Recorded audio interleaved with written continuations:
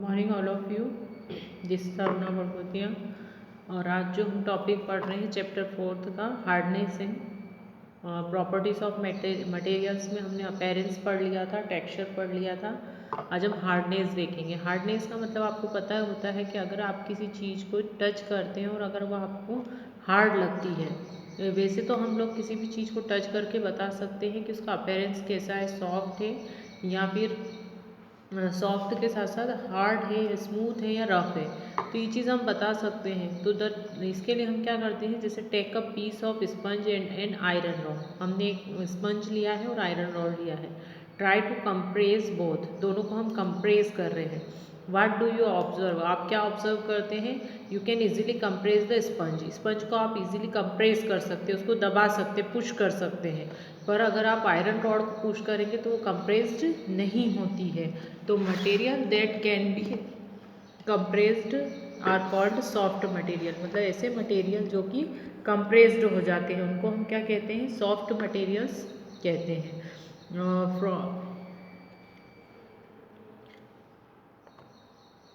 जैसे फोम,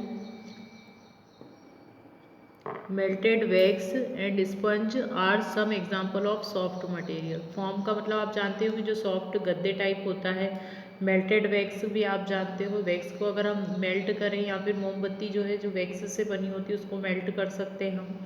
वो स्पंज को भी हम दबा सकते हैं। तो ये सब क्या है? सॉफ्ट मटेरियल्स है। Then material that are can't be compressed are called hard material, मतलब ऐसे मटेरियल जिनको हम कंप्रेस्ड नहीं कर सकते हैं उनको हम बोलते हैं हार्ड मटेरियल।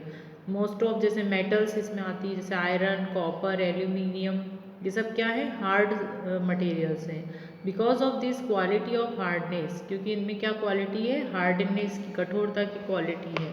तो metals are used to make household, इसीलिए हम जो मेटल्स होती है उसका यूज़ जो है हाउस होल्ड प्रोडक्ट बनाने में करते हैं, जैसे यूटेंसिल्स या फैक्ट्री इक्विपमेंट।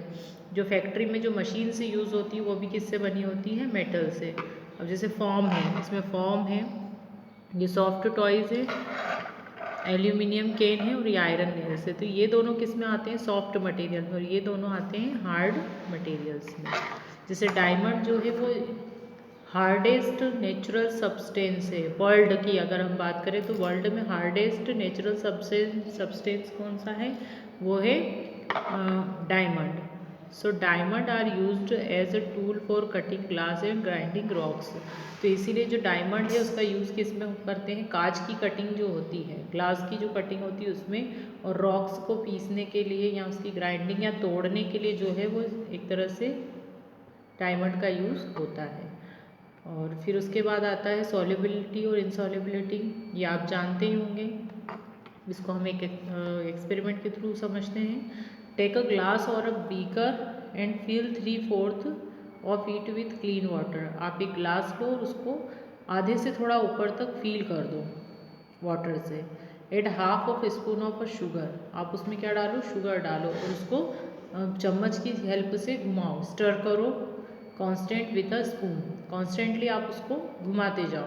तो wait for a few minute, जब फ्यू मिनट आप उसका वेट करते हो, घुमाते जाते हो, तो ऑब्जर्व करते हो, तो ऑब्जर्वेशन में आपको क्या निकलता है? You find that the sugar has disappeared. आप क्या देखोगे? शुगर जो है वो क्या हो गई है? गायब हो गई है, मतलब पूरी तरह से मिक्स हो गई है वाटर में। तो this shows that sugar dissolve in a water और sugar is soluble in water. तो इसको हम क्या बोलेंगे? सॉल्युबल, घुलनशील, मतलब कि वाटर में शुगर क्या हो गई है? सॉल्युबल हो गई है। Now taste the water, water का टेस्ट क्या होगा? टेस्ट स्वीट हो जाएगा। इस तरह से एक्सपेरिमेंट कर सकते हैं। बीकर में हम शुगर ली है, वाटर से फील करा है इसको और उसको स्टर करा है तो वो मिक्स हो गई है। तो this is because sugar is still there in the water but it's particle have become a small and have spread uniformly in water that we can't see them. तो जो शुगर है उसके मॉलिक्यूल किस में डिजॉल्व हो गए हैं? Water में डिजॉल्व हो गए हैं और पूरी कंप्लीटली डिजॉल्व हो गए हैं, और स्मॉल पार्टिकल्स होते हैं उसके, इसलिए हमको वाटर के अंदर दिखते नहीं हैं। नाउ टेक अनदर बीकर, हमने अब दूसरा बीकर लिया, फिर उसमें क्या करा है? उसको भी 3/4 में भर दिया है, आधे से ऊपर भरा है। अब उसमें हम क्या डालते हैं? सैंड डालते हैं। सैंड आप समझते होंगे, रेत। और फिर उसको हम कॉन्स्टेंटली मिक्स करते हैं। हम क्या एब्जॉर्ब करते हैं कि जो सैंड होती है वो बॉटम में बैठ जाती है बीकर के, क्योंकि सैंड क्या है, कभी भी मिक्स नहीं होती है। तो thus we can say that sand does not dissolve in water और sand is insoluble in water।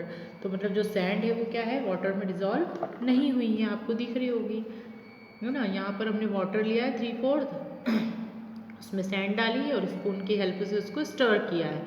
But जो है सैंड जो होती है वो कहाँ चली जाती है, lower surface of the beaker, beaker के लोअर सरफेस पर जाकर जम जाती है। इसका मीनिंग ये होता है कि they can't be dissolve in water, मतलब कि सैंड क्या है, इनसॉल्युबल है।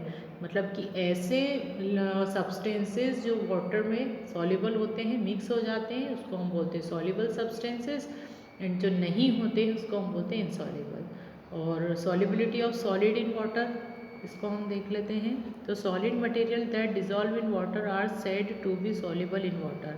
अगर कोई सॉलिड मटेरियल है वो वाटर में डिजॉल्व हो गया, जैसे सॉल्ट भी डिजॉल्व होता है, अगर सॉल्ट को आप डालेंगे और उसको स्टर करेंगे तो वो भी क्या हो जाएगा, मिक्स हो जाएगा। तो अगर कोई सॉलिड जो होता है वो वाटर में डिजॉल्व होता है तो उसको हम बोलेंगे soluble in water. Solid material अगर नहीं होता है, do not dissolve in water are said to be insoluble in water, तो हम उसको क्या बोलेंगे, इनसॉल्युबल इन वाटर। तो इसको हम solubility of various solid substances in water हम देख लेते हैं। जैसे कि 5 टेस्ट ट्यूब लेते हैं हम, उसमें टेस्ट ट्यूब में हम क्या करते हैं, स्टैंड पे लगाते हैं। एक में वाटर लेते हैं, एक में सॉल्ट लेते हैं, एक में चॉक पाउडर लेते हैं, एक में प्लास्टिक लेते हैं और एक में कॉपर सल्फेट लेते हैं और वॉशिंग सोडा जिससे हम क्लॉथ्स को वॉश करते हैं वो।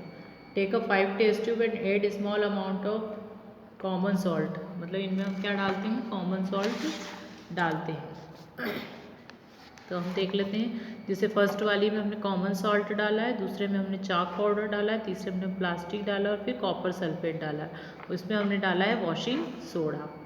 तो हम ऑब्ज़र्व करते हैं, तो जब हम ऑब्ज़र्व करते हैं तो ऑब्ज़र्व में हमको क्या निकलता है कि जो चॉक है, प्लास्टिक है और प्लास्टिक सोडा है, ये सब क्या है, मतलब जो प्लास्टिक और चॉक जो है ये डिज़ोल्व नहीं होते हैं, but common salt, copper sulphate और वॉशिंग सोडा जो है वो वाटर में डिज़ोल्व हो जाता है।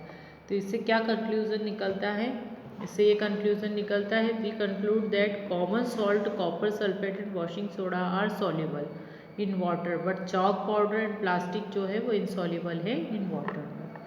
फिर solubility of liquid in water, ये क्या होता है, तो let us know, observe the solubility of some liquid in water by performing the following activity, इसको भी हम एक्टिविटी से देखते हैं।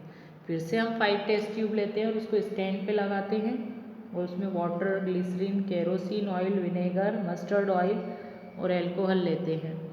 तो take a 5 test tube and fill half of each them with water, उसको वाटर से फिल करते हैं और उसके अंदर फिर हम एक में ग्लिसरीन का ड्रॉप डालते हैं, है ना, ये हमने देखा।